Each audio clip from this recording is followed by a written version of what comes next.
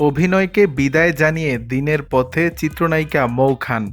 হঠাৎ করে শুক্রবার ৫ ডিসেম্বর সন্ধ্যায় সামাজিক যোগাযোগ মাধ্যমের এক পোস্টে অভিনয়কে বিদায় জানানোর ঘোষণা দিয়েছেন ঢাকায় চিত্রনায়িকা মৌ খান। দিনের আলোয় বাকি জীবন কাটাতেই এমন সিদ্ধান্ত নিয়েছেন বলে জানান প্রতিশোধের আগুন, বান্ধব, অমানুষ হলো মানুষ ছবির এই নায়িকা। মৌ লেখেন, আমার ব্যক্তিগত সিদ্ধান্তের জায়গা থেকে জানাতে চাই যে আমি আর আমার অভিনয় ক্যারিয়ারটি চালিয়ে যেতে চাই না। শোবিজ ছেড়ে দেওয়ার সিদ্ধান্ত তার একান্তই নিজের। উল্লেখ করে তিনি লেখেন, এটি সম্পূর্ণভাবেই আমার নিজস্ব ও ভেবেচিন্তে নেওয়া সিদ্ধান্ত। জীবনের বাকি পথ আমি আল্লাহর আদেশ অনুযায়ী নামাজ, কোরআন ও দ্বীনের আলোকে চলতে চাই। রাসূলুল্লাহ সাল্লাল্লাহু আলাইহি সাল্লামের সুন্নাহকে আঁকড়ে ধরেই আমার পরবর্তী জীবন গড়ে তুলতে চাই।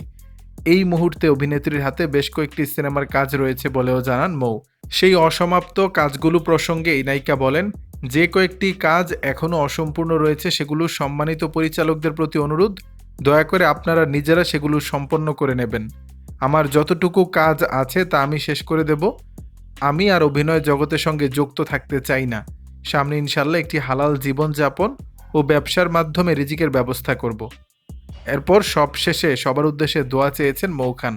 তার ভাষ্যে, আপনাদের যে ভালোবাসা ও সঙ্গ আমি এতদিন পেয়েছি তা চিরকাল আমার কাছে অমূল্য হয়ে থাকবে। আমাকে দোয়ায় রাখবেন যাতে আমি আল্লাহর পথে দৃঢ় থাকতে পারি।